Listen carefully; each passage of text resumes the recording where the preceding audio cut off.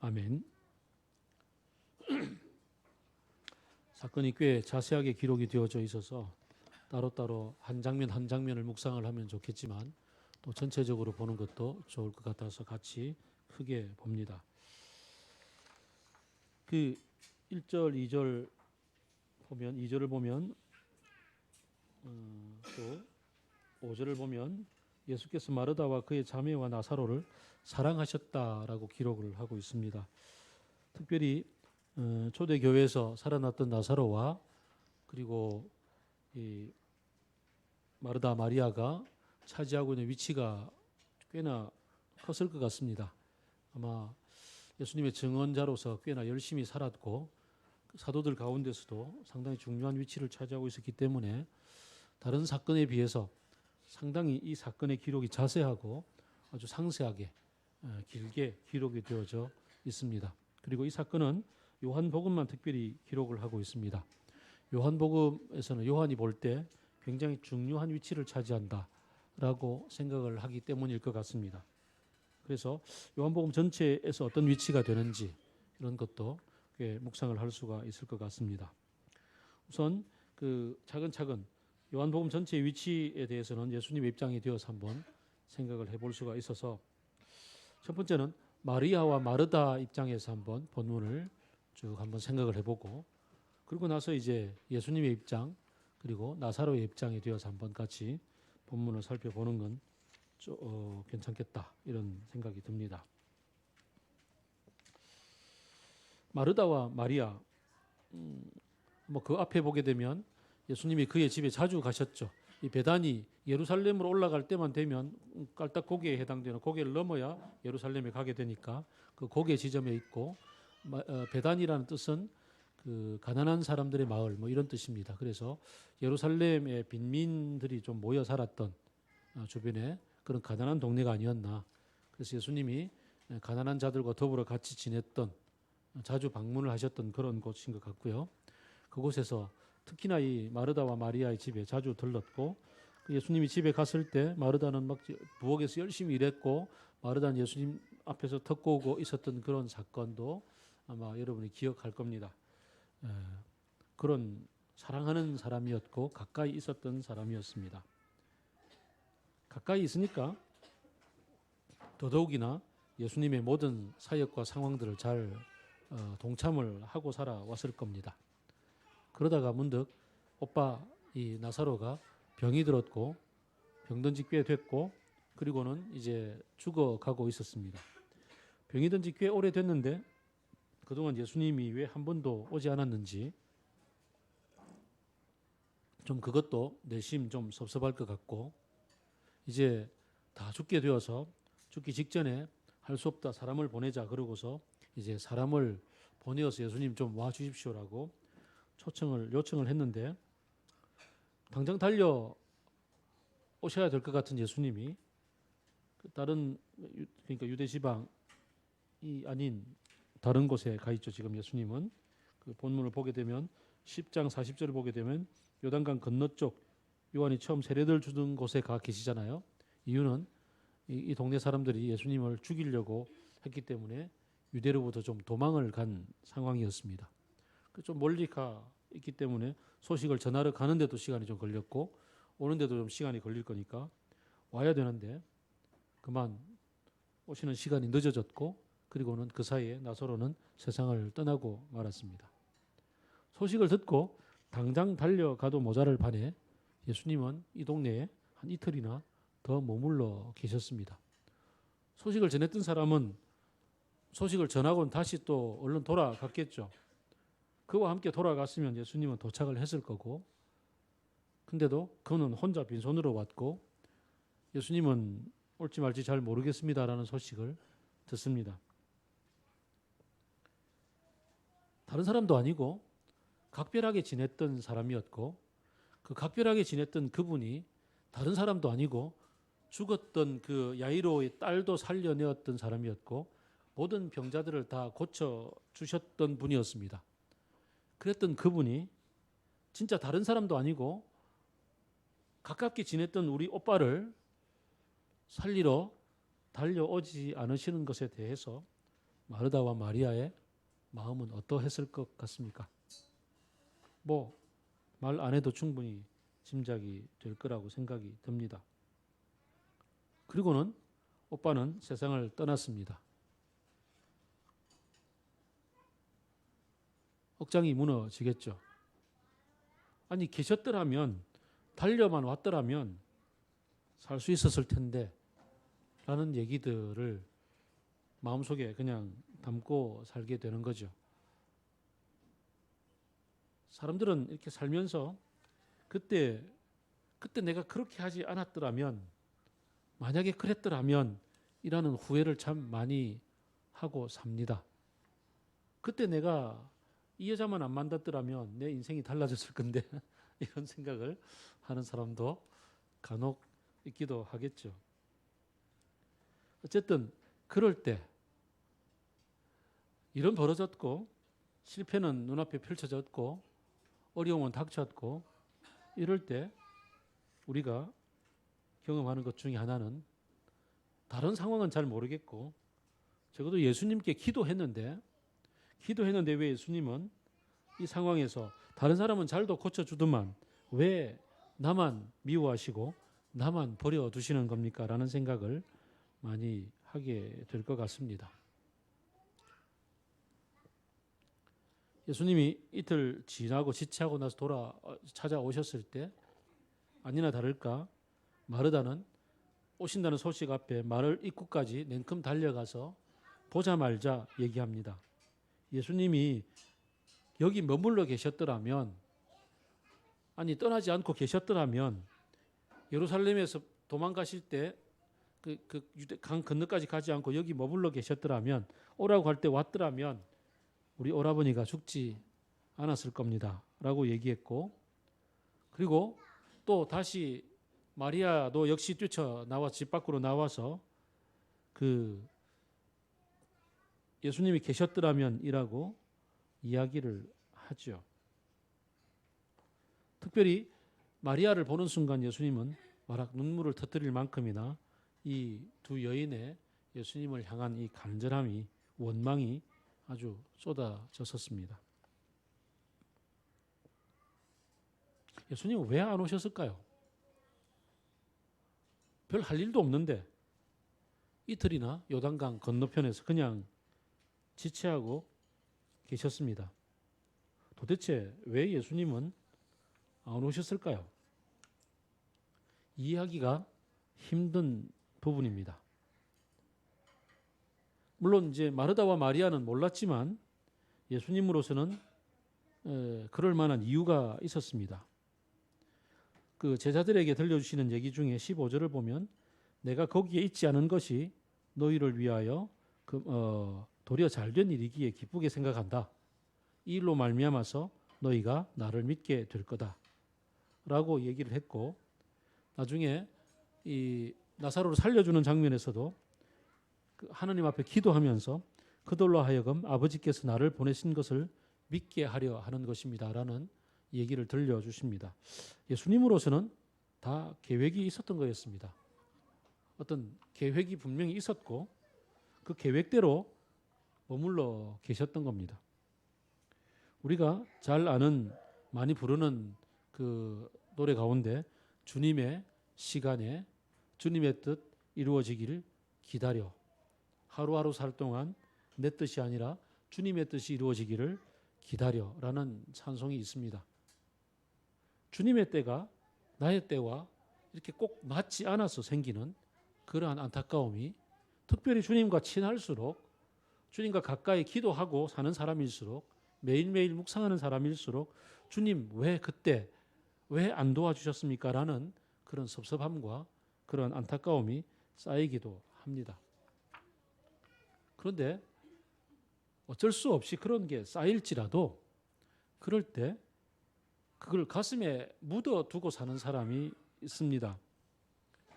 오래된 그리스도인일수록, 지난주에 제가 말씀드렸던 것처럼 오래된 연인들 습관적으로 가서 주말 데이트를 하고, 그러지만 마음속으로는 그 섭섭함이 쌓여서 그의 눈을 피해서 다른 사람을 만나러 할 때도 있지라는 공일오비의 그 노래처럼 주님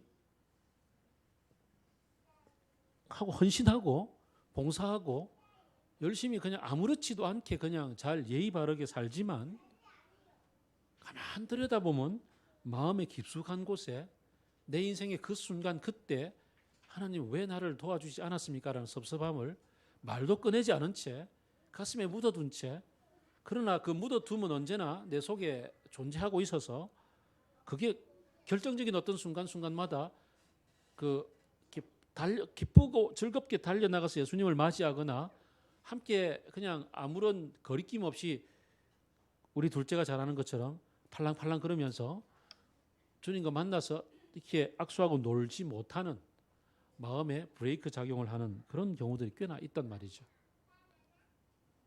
근데 마르다와 마리아는 그 점에서 달랐습니다. 원망도 있었고 왜 그때 안 오셨습니까? 라는 마음이 있었으나 주님이 오시자 달려가서 쏟아 놓습니다. 주님, 왜 그때 안 오셨습니까?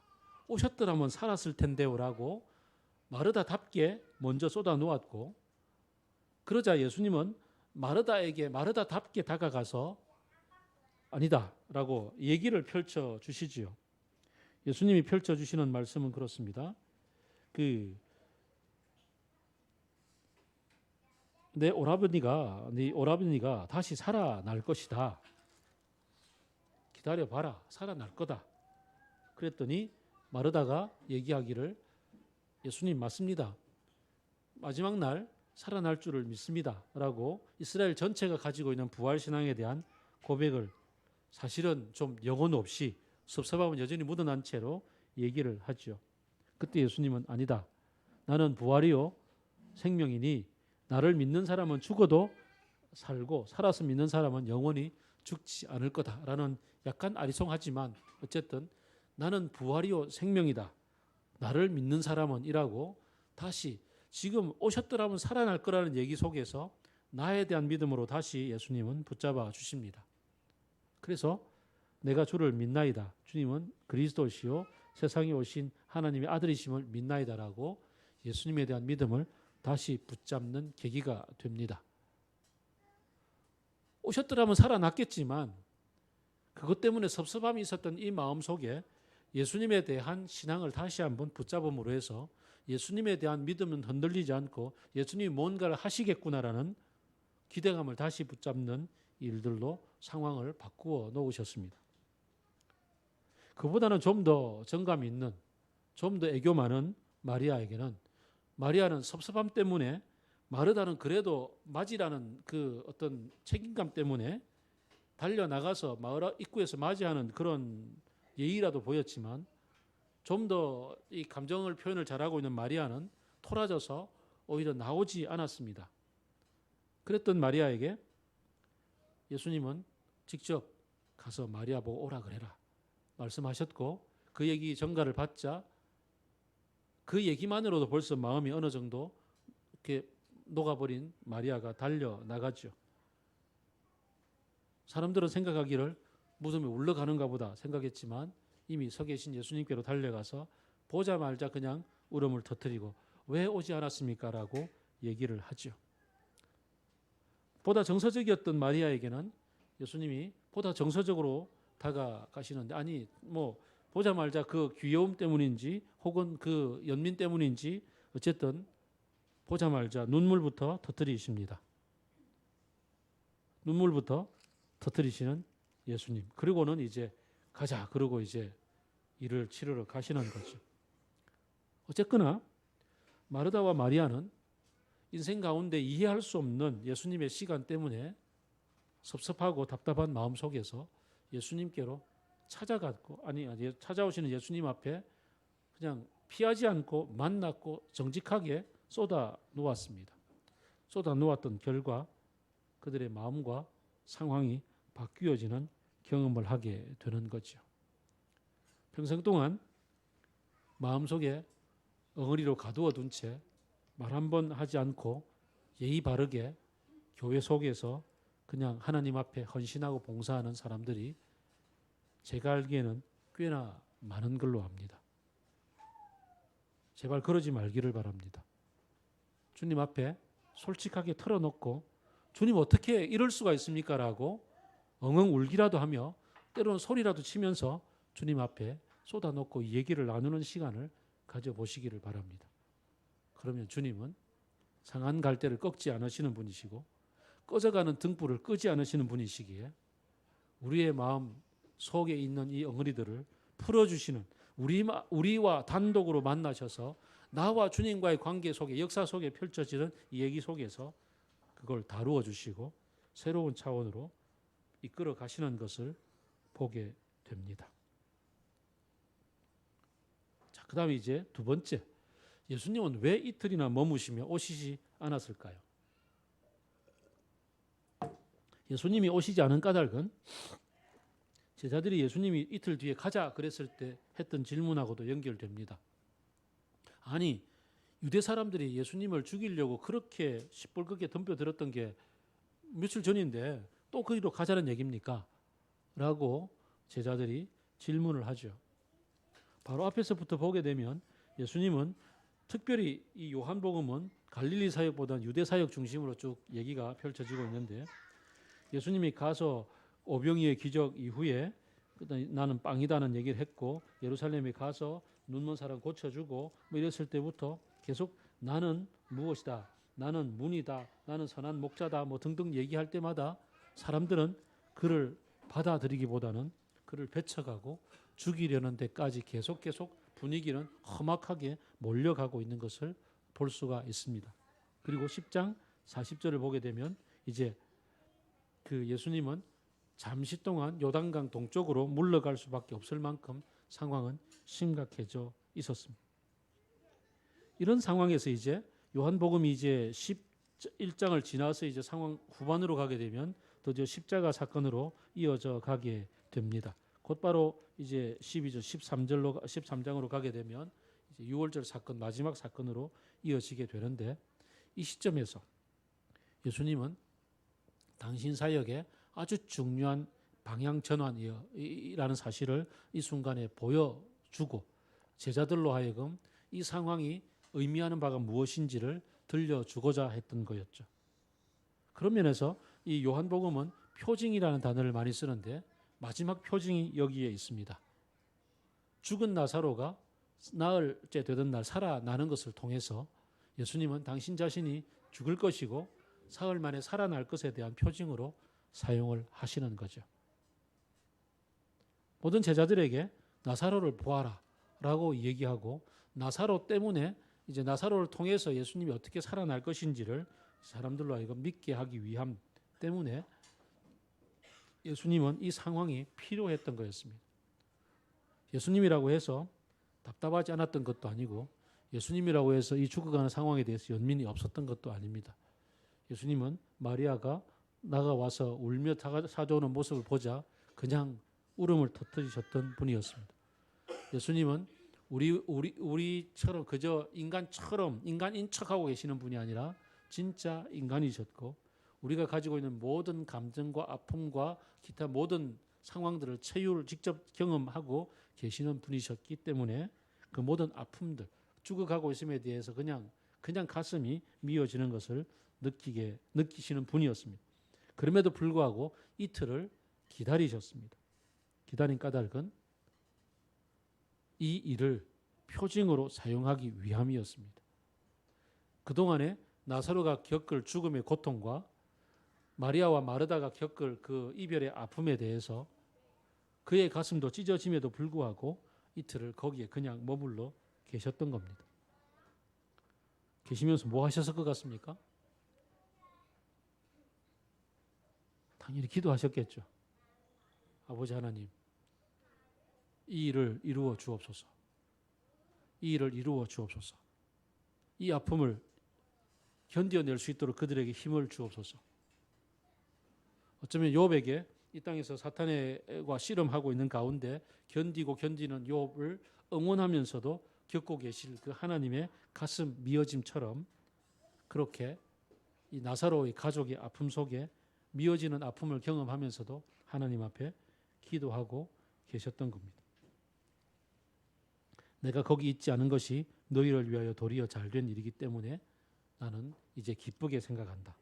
이제 가자라고 얘기합니다. 잠을 깨우러 가자. 아니 자고 있으면 일어나겠죠.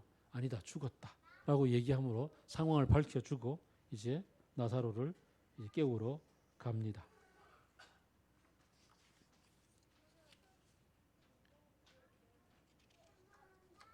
예수님은 나사로를 깨우시면서 하시는 말씀이 참 독특합니다. 그 야이로의 딸을 살렸을 때는 아무도 오지 않게 밖에 있으라 그러고 제자 셋만 데리고 부모와 더불어 골방에 들어가서 하늘을 향해서 기도하며 살려달라고 청합니다. 그런데 오늘 본문에서 나사로가 살아나는 장면에서는 예수님은 아주 연민의 정을 가득 아는 제 무덤으로 달려가서 그리고는 돌을 옮겨 놓으라고 얘기하고 나서 기도하시는데 이렇게 기도합니다. 41절을 보게 되면 아버지 내 말을 들어주신 것을 감사드립니다. 아직 나사로 보고 살아나오라고 얘기도 하지 않았고 살아나지도 않았음에도 불구하고 아버지 앞에 내 말을 들어주신 것을 감사합니다라고 이미 확정적으로 기도를 하시고 내 말을 들어주신다는 걸 알고 있고 그래서 지금 그럼에도 불구하고 내가 이 말씀을 지금 이렇게 공개적으로 드리는 까닭은 옆에 둘러선 무리들 때문에 그렇습니다. 무리들이 이 사실을 알게 하기 위해서 이 기도를 드리는 겁니다. 라고 선포하듯이 기도하십니다. 이 야이로의 딸과는 아주 다른 장면이죠. 그 얘기는 이 장면을 아예 시연하시기로 작정하셨다라는 것을 충분히 우리가 알 수가 있는 거죠. 그래서 예수님은 당신의 죽으시고 부활에 대한 증거를 삼기 위해서 예표로 삼기 위해서 나사로를 이렇게 되기까지 기다릴 수밖에 없었던 것을 우리가 기억해야 되는 거죠. 로마서 8장은 우리들이 이 땅을 살아가는 가운데 아직도 모든 피조물도 신음하고 고통하는 가운데 하나님의 예수님의 다시 오실 때를 기다리고 있다라고 얘기하는 이 시대를 살아가면서 먼저 구원받은 우리들도 함께 고통과 질고를 경험할 수밖에 없다라고 얘기합니다. 그리고 그 고통 가운데 말할 수 없는 탄식으로 성령께서 우리를 위하여 아버지 앞에 기도하고 계신다고 얘기합니다. 이틀 동안 예수님이 요단 건너편에서 기도하고 계셨던 것처럼 성령께서도 우리가 이 고통 가운데 있는 이 현실 속에서 말할 수 없는 탄식으로 우리를 위해서 하나님의 뜻대로 간구하고 기도하신다고 얘기하십니다. 그러므로 우리가 이 고통과 어려움 속에서 기도할 때 하나님의 때와 우리의 때가 맞지 않아서 때로는 고통이 고통으로 끝날 수 있고 고통이 죽음으로 끝날 수도 있고 고통이 실패로 끝날 수도 있고 모든 어려움과 질고 속에 더 힘든 상황으로 내몰아쳐질 때도 있습니다. 그러나 오늘 이 마지막 예수님이 내 기도를 들어주신 것을 감사합니다라고 주님의 때에 주님의 일을 이루시는 이 방편으로 나사로를 살리시는 것을 사용하신 것처럼 모든 우리의 고통과 어려움도 합하여서 선의 결과를 이루어 주시는 분이 바로 우리 하나님이십니다. 그 사실을 믿고 우리가 힘듦 속에 내던져질지라도 주님은 우리를 위해서 같이 아파하시고 눈물 흘리시고 같이 고통 속에서 기도하시는 성령님이 계심을 믿고 견뎌 나갈 뿐만 아니라 이 고통 뒤에 주님의 때에 주님의 일을 주님의 뜻을 주님의 참되심을 드러내는 일로 이것을 합력해서 선의 결과로 이루어 주실 줄 믿고 받아들이게 되는 것이 바로 우리의 신앙의 성숙입니다.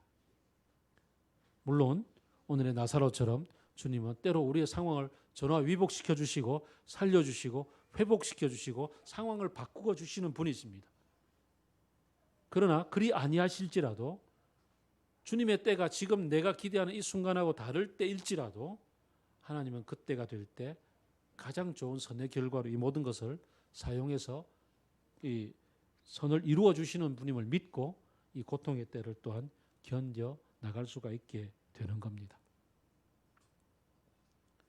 마지막으로 나사로를 한번 생각해 봅시다.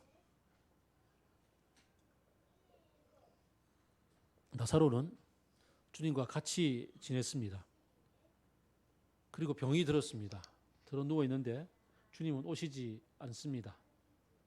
제발 좀 주님 좀 청해 달라고 요청을 했는지도 모르죠. 두 동생이 간호하다가 이제 예수님을 청하러 사람을 보내었습니다. 이제나 저제나 기다렸으나 오지 않습니다. 죽음이 눈앞에 다가온 것을 이제 직감했습니다. 그리고는 마침내 결국은 죽음 너머로 가게 되었습니다. 죽음 너머로 건너갔습니다. 그때 경험이 어땠는지 나사로가 초대교회 성도들에게 얘기를 했을런지는 몰라도 그게 본문 속에 기록이 되어져 있지 않다는 것은 공연한 관심 갖지 말라고, 후세대들에게 죽음 너머에 뭐가 있을지에 대해서 공연한 관심, 이상한 논리 펴지 말고 이단으로 빠지기 쉬운 그러한 현혹되는 것들 방지하기 위해서 어쩌면 기록 안 했는지도 모르겠습니다.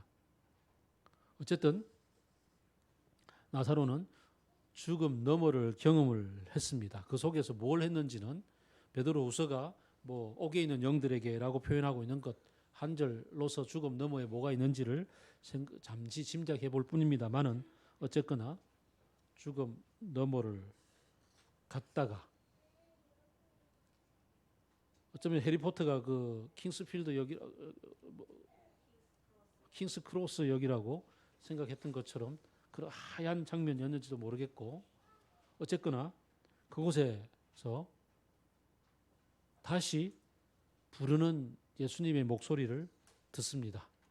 나사로야 나오너라.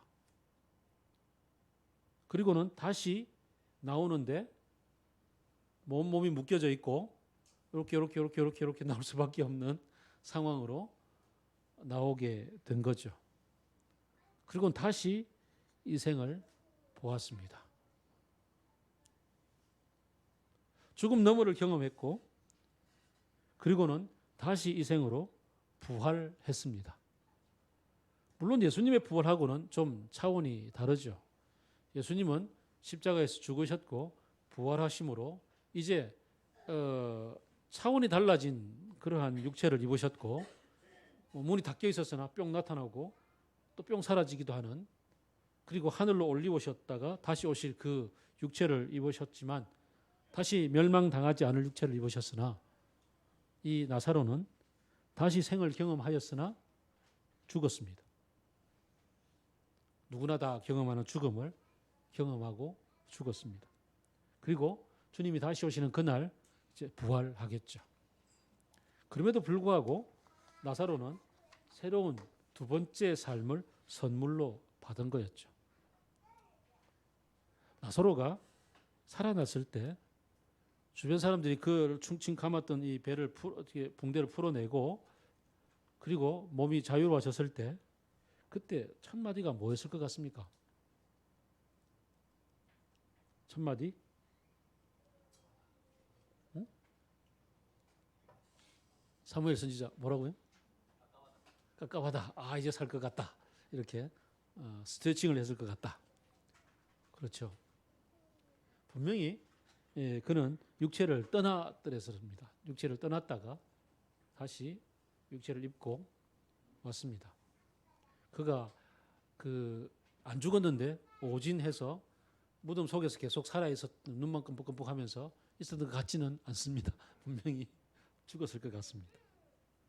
그랬던 그가 살아나왔고 어쨌든 그는 다시 생을 얻었습니다.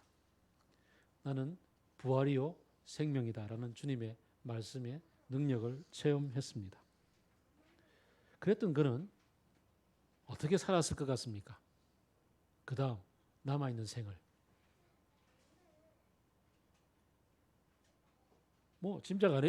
말 안 해봐도 짐작이 충분히 되죠.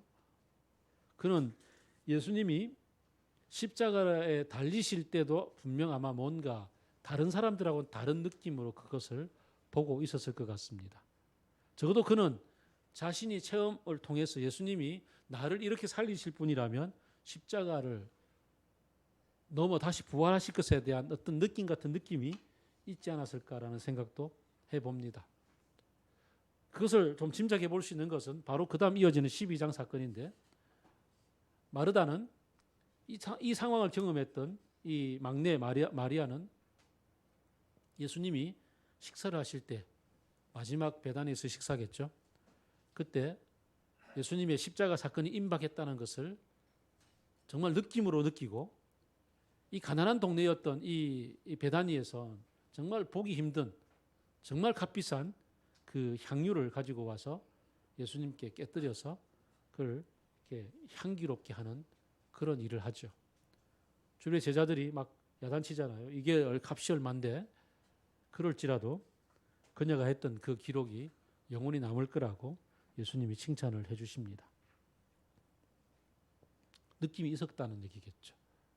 마리아는 마리아대로 갖고서 예수님의 장례를 준비했던 거고, 나사로는 나사로대로 아마 충분히 예수님의 십자가 사건을 새롭게 해석하고 있지 않았을까 생각을 해봅니다.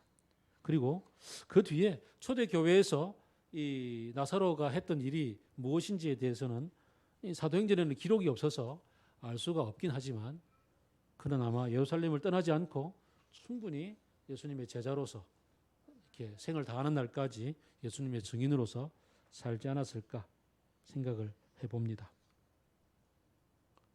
우리는 예수님을 통해서 이제 새로운 생을 선물로 받은 사람들입니다. 이제는 내 안에 내가 산 것 아니요 예수 그리스도가 산 것이라고 바울이 이야기했고, 또 빌립보서에서는 내 안에 사는 이 예수 그리스도니 이제는 죽는 것 또한 내게 유익합니다라는 얘기도 합니다. 우리는 나사로처럼 실제로 이렇게 육체가 죽었다가 다시 생을 건너 넘어오는 경험은 하지 못했을지라도, 우리는 영으로서 충분히 예수님의 십자가 앞에 같이 달렸고 같이 부활을 경험한 사람들입니다. 동일하게 우리는 나사로처럼 이 생에서 영원히 사는 것에 대해서 믿음으로 갖고 있지만, 우리의 육체는 주님이 오시는 그날이 되기 전이라면 살다가 또한 세상을 떠나는 일을 경험합니다. 육체와 영혼이 분리되는 일들을 나사로처럼 경험하게 됩니다. 그러나 우리는 오늘 본문에서 아주 중요한 것처럼 나는 부활이요 생명이니 나를 믿는 사람은 죽어도 살고 살아서 나를 믿는 사람은 영원히 죽지 않을 거라는 말씀을 믿음으로 받아들이고 사는 사람들입니다. 그렇다면 우리는 예수 그리스도를 만난 그 순간부터 우리의 생을 새롭게 선물로 받은 사람들입니다. 나사로처럼 아예 죽음을 경험하고 딱 살아왔으면 좀 분명한 비포 애프터가 나누어지겠지만, 여전히 우리는 육체를 지니고 살아가는 가운데 일어난 변화인지라 이 비포 애프터가 분명하지 않아서 조금은 덜 좀 심각성 혹은 그 경험의 충격이 좀 덜해서 그런지, 사실 우리는 이 애프터의 이 새로운 선물로 받은 삶임에도 불구하고 참 자주 죄의 유혹 앞에서 넘어지고 힘들어하고 때로는 믿음이 희미해지는 그런 삶을 살고 있다는 얘기입니다. 나사로를 생각해 볼 때 아마 분명하게 살았을 것 같습니다. 또 이 땅에서 살아가는 우리 그리스도인들 가운데서도 보면 좀 심각한 어떤 질병이나 심각한 교통사고나 혹은 뭐 어떤 심각한 어떤 상황 가운데 이렇게 처했다가 나음을 입거나 살림을 입은 그런 사람들의 경우에는 비포 애프터가 너무나 분명해서 삶이 좀 달라지는 것을 경험합니다. 물론 그렇다 할지라도 좀 세월이 흘러가다 보면 그 기억이 좀 희미해져서 좀 물에 물 탄 듯 술에 술 탄 듯 되는 경우도 있긴 합니다. 어쨌거나 우리는 적어도 오늘 본문에서 예수님이 죽으시고 부활하심에 대한 예표를 나사로가 경험했던 것처럼 우리는 이미 죽으시고 부활을 하신 예수 그리스도와 더불어서 우리는 죽었었고 부활한 사람들로 살고 있습니다. 생을 다시 선물로 받은 사람답게 이제 주님을 믿는 믿음으로 주님이 원하시는 삶의 여정을 걸어가는 각오를 새롭게 다져야 되지 않겠습니까? 새롭게 한 해를 출발하면서 올 한 해 2020년도가 나에게 부활을 선물로 주신 예수 그리스도, 그분의 이름을 따라서, 그분의 명을 따라서 그분을 즐겁게 하고 그분을 닮아가는 삶, 그 부활의 증인으로서 그렇게 새로움을 다지고 부활한 선물로 받은 생답게 그렇게 그분을 위해서 살기로 다시 다짐해 보기를 소망해 봅니다.